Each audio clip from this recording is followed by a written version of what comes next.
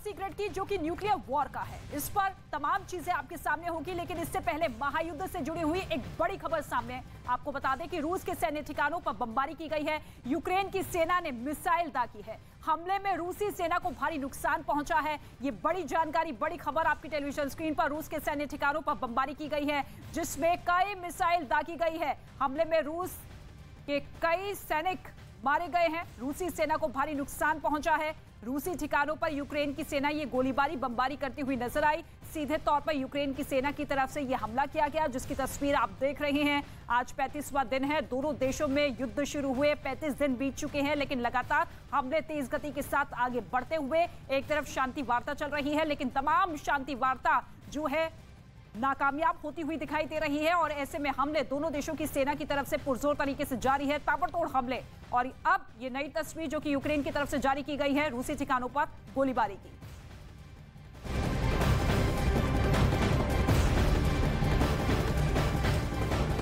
और इसी युद्ध से जुड़ी हुई बड़ी खबर आपको बता दें, यूक्रेन पर रूस ने टैंक से हमला किया है। मारिउपोल शहर में रूसी टैंक ने गोले दागे हैं। रिहायशी इलाकों में भी गोलीबारी रूसी सेना की तरफ से किए गए हैं।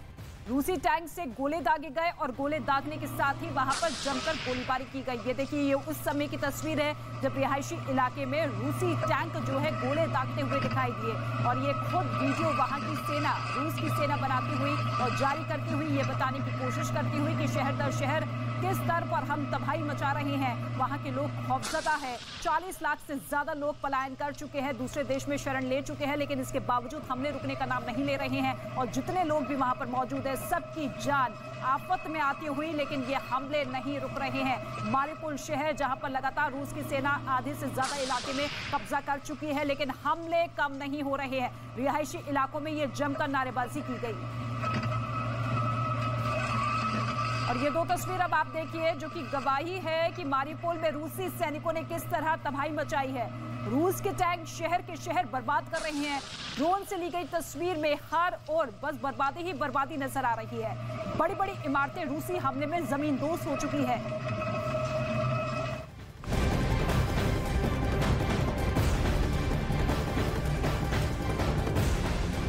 एक और बड़ी खबर, रूसी सेना पर यूक्रेन ने बड़ा हमला किया है। यूक्रेन ने रूसी सेना पर बम बरसाए हैं। इस हमले में रूस के कई हथियार तबाह हो चुके हैं। बम बरसाए गए हैं यूक्रेन की सेना की तरफ से रूस पर, जिसमें रूस के कई बड़े हथियार तबाह हो चुके हैं, बर्बाद हो चुके हैं, जिनका इस्तेमाल लगातार रूस की सेना करती हुई हमलों में नजर आ रही थी। लेकिन इन हथियारों को निशाना बनाते हुए यूक्रेन की सेना ने ये बम बरसाए हैं। एक के बाद एक कई बम वहां पर बरसाए गए और जितने भी हथियार उस इलाके में मौजूद थे, उस जगह पर मौजूद थे, वो सभी तबाह हो चुके हैं। व्लादिमीर पुतिन ने रूस में 1.25 लाख से ज्यादा मिलिशिया शामिल करने को मंजूरी दे दी है। ये वो लड़ाके होंगे जो रूस की सेना से अलग होंगे। जिस तरह चेचन्या से 10,000 से ज्यादा मिलिशिया इस वक्त यूक्रेन में लड़ रहा है, लेकिन इससे भी बड़ी खबर यह है कि रूस ने यह दावा किया है कि ये लड़ाके यूक्रेन में तैनात नहीं होंगे। ऐसे में सवाल यह है कि क्या रूस एक और जंग की तैयारी कर रहा है? ये बात इसलिए गंभीर हो जाती है क्योंकि यूरोप में परमाणु हमला होते होते बचा है। परमाणु बम गिराने के लिए बॉम्बर उड़ान भर चुके हैं, लेकिन आखिरी वक्त पर क्या हुआ, ये रिपोर्ट आप देखेंगे तो बहुत सी बातें हैरान करने वाली आपको पता चलेगी।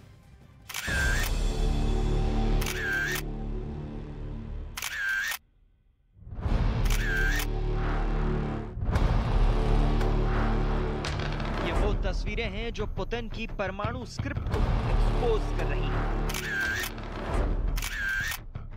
ये वो तस्वीरें हैं जिससे विश्व युद्ध का खतरा फिर पैदा हो गया। ये वो तस्वीरें हैं जिससे न्यूक्लियर वॉर अब और करीब दिखाई दे रही है। रूस के दो सबसे खतरनाक फाइटर जेट, सुखोई 24 और सुखोई 27 फाइटर जेट एक बहुत सीक्रेट मिशन पर थे। स्वीडन का दावा है कि इस मिशन पर रूस के 2 सुखोई 24 न्यूक्लियर बम से लैस थे और इनको एयर कवर दे रहे थे रूस के 2 सुखोई 27। दोनों सुखोई 24 बॉम्बर्स को एस्कॉर्ट कर रहे थे। इस वीडियो को देखकर आप इसकी तस्वीर और बेहतर तरीके से समझ पाएंगे। हालात क्या थे? स्वीडन के एयरस्पेस में रशियन एयरफोर्स के जेट की घुसपैठ नई बात नहीं। बार दावा किया जा रहा है कि रशियन बॉम्बर न्यूक्लियर बम के साथ उड़ रहे थे। ये एक फुल प्रूफ मिशन था, क्योंकि एयर डिफेंस रोल में सुखोई 27 भी थे। सुखोई 24 रूस का एक पुराना बॉम्बर है जो न्यूक्लियर बम से हमला कर सकता है। वहीं सुखोई 27 दुनिया के बेहतरीन एयर डिफेंस फाइटर्स में से एक। यूक्रेन युद्ध के दौरान इन दोनों का इस मिशन पर साथ होना और साथ में न्यूक्लियर बम के साथ उड़ान भरना,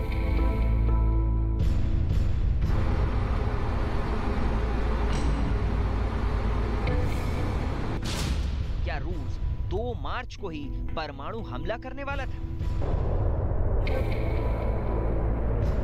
यूक्रेन युद्ध के फौरन बाद यूरोप के बीचों बीच रूस के बहुत ही सीक्रेट मिलिट्री बेस पर हलचल शुरू हो गई। विमानों को हैंगर से निकालकर उड़ान के लिए तैयार किया जाने लगा। रूस का कैलिनिनग्राद एयरबेस, जहां रूस चारों तरफ से नेटो देशों से घिरा हुआ है, इस मिलिट्री बेस पर 2 मार्च को न्यूक्लियर बम के साथ एक बहुत ही बड़ी बिसात बिछाई गई। रूस के बॉम्बर तैयार, रशियन एयरफोर्स के पायलट तैयार, बस ऑर्डर का इंतजार था।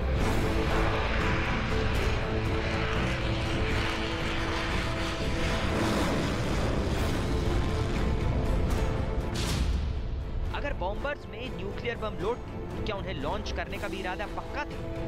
क्या 2 मार्च को ही न्यूक्लियर अटैक का ऑर्डर मिल चुका था? बॉम्बर्स पर न्यूक्लियर ही नहीं, कोई भी बम या मिसाइल तभी लोड की जाती है जब उनके मिशन की स्क्रिप्ट पहले से तैयार होती है और टारगेट सेट होता है। आखिर रूस जंग के 1 हफ्ते बाद कहां पर क्या करने जा रहा है? यूक्रेन युद्ध के दूसरे हफ्ते कैलिनिनग्राद की कमांड में मॉस्को से फोन आया। सवाल है, क्या इसी फोन कॉल पर न्यूक्लियर अटैक का ऑर्डर हुआ?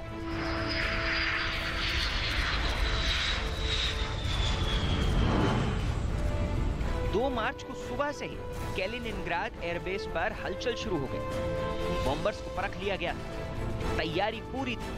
कैलिनिनग्राद एयरबेस से फिर वापस रिपोर्ट मॉस्को भेजी।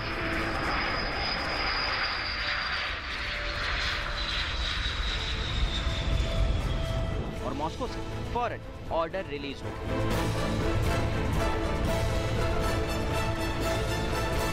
पहले रूस के 2 सुखोई 27 फाइटर जेट्स ने लंबी दूरी की एयर टू एयर मिसाइल के साथ टेक ऑफ किया। इसके बाद न्यूक्लियर बम के साथ उड़े सुखोई 24। ऐसा दावा स्वीडन की तरफ से किया गया है। तो क्या ये पुतिन की एटमी उड़ान थी, जिसके टारगेट पर स्वीडन या बाल्टिक सागर के आसपास का कोई नेटो देश था? सुखोई 24 को न्यूक्लियर बम से लैस किए जाने का दावा बहुत गंभीर है। स्वीडन ने तस्वीरें अपने ग्रीफेन फाइटर जेट से रिकॉर्ड की। जब रूस के विमान स्वीडन के एयरस्पेस में दाखिल हुए, तब उनको रोकने के लिए स्वीडन ने अपने फ्रंटलाइन फाइटर जेट ग्रीफेन को ही भेजा था। और उसके बाद ये तस्वीरें सामने आई।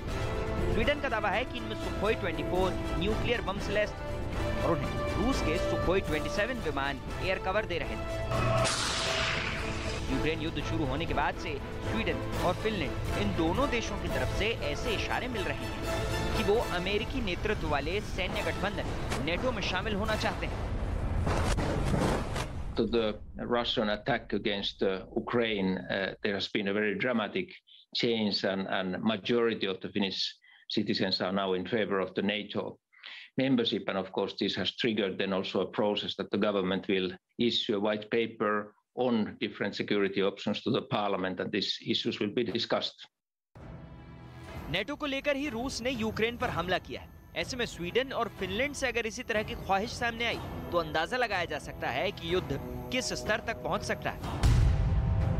एक बार फिर रुख करते हैं उस आसमान का, जहां रूस के फाइटर न्यूक्लियर बम लेकर स्वीडन की तरफ बढ़ रहे थे। अब देखिए कि स्वीडन ने रूस के विमानों को कहां रोका। ये चारों विमान कैलिनिनग्राद से उड़कर बाल्टिक सागर पर उत्तर पश्चिम की तरफ बढ़े। स्वीडन का दावा है कि रूस के चारों विमान उसके एयरस्पेस में दाखिल हो गए। इन चारों विमानों को गॉथलैंड आइलैंड के पास स्वीडन की एयरफोर्स ने इंटरसेप्ट किया।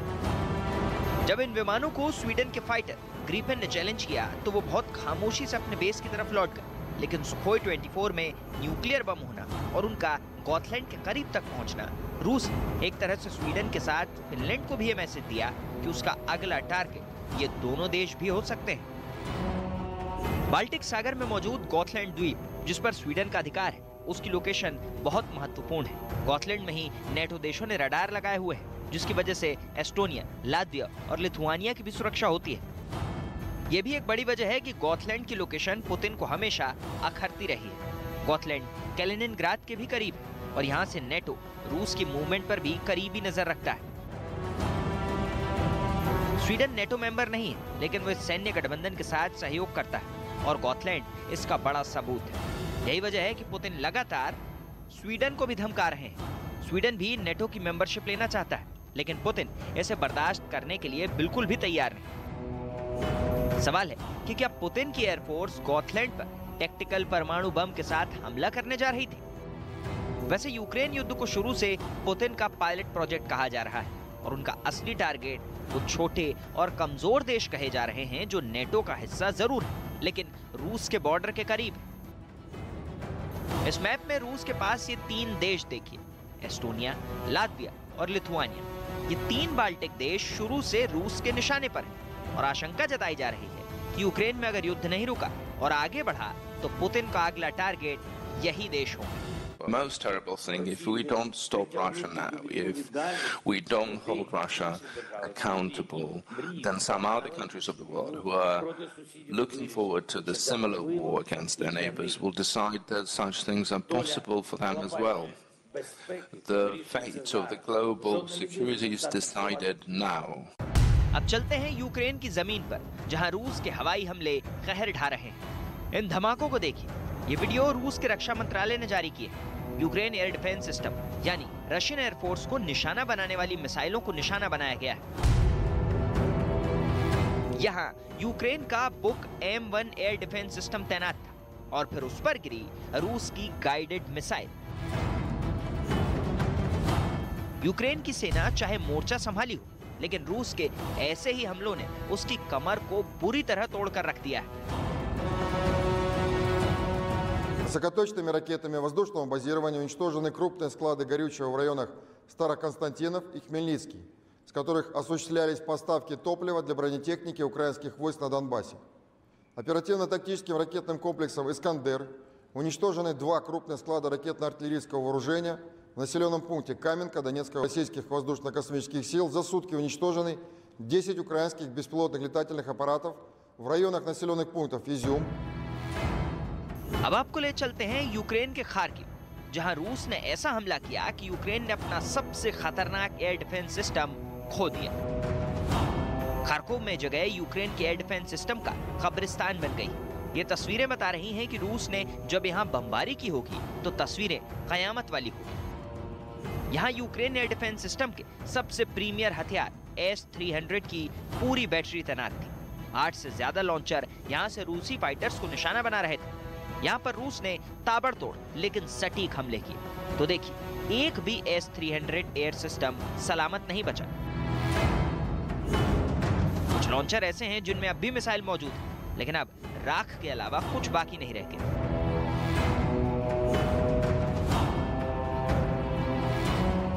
यूक्रेन के सबसे मजबूत हथियार पर सबसे खतरनाक हमला किया है रूस ने।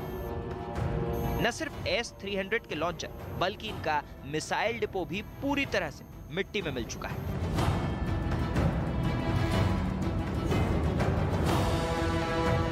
ज़ेलेंस्की बहुत पहले से कहते आए हैं कि उन्हें नेटो से नो फ्लाई जोन वाली मदद चाहिए, लेकिन अब S-300 जैसे हथियारों के खत्म होने के बाद उनकी अपनी सिमटी हुई ताकत भी खत्म होती नजर आ रही है। रूस और यूक्रेन के बीच हो रही जंग का आज 36वां दिन है। इस बीच जंग के दौरान रूस को यूक्रेन से लगातार चुनौती मिल रही है, लेकिन रूस के लिए ये चुनौती और बढ़ने वाली है, क्योंकि अब यूक्रेन ने जंग के बीच अपनी सरजमी पर तैनात कर दिया है सबसे तेज लेजर गाइडेड मिसाइल दागने वाला एयर डिफेंस सिस्टम। और बड़ी खबर, रूस के हवाई हमलों से निपटने के लिए यूक्रेन ने तैनात किया है star street air defence system. Britain की तरफ से रूस के खिलाफ लड़ने के लिए ये star street air defence system मिला है। स्टार स्ट्रीट की तैनाती से रूसी एयरफोर्स को अब टेंशन होगी, क्योंकि स्टार स्ट्रीट से दागी गई घातक मिसाइलें आवाज से कई गुना तेज रफ्तार से उड़ान भरती है और करीब 7000 मीटर के दायरे में लड़ाकू विमान, हेलीकॉप्टर या फिर ड्रोन को गिराने की ताकत रखती है। इस सिस्टम को पहली बार किसी युद्ध में इस्तेमाल किया जा रहा है, जिसकी तैनाती के बाद रूस के लिए यूक्रेन के शहरों में हवाई हमले जारी रखना बहुत खतरे वाला मिशन साबित हो सकता है।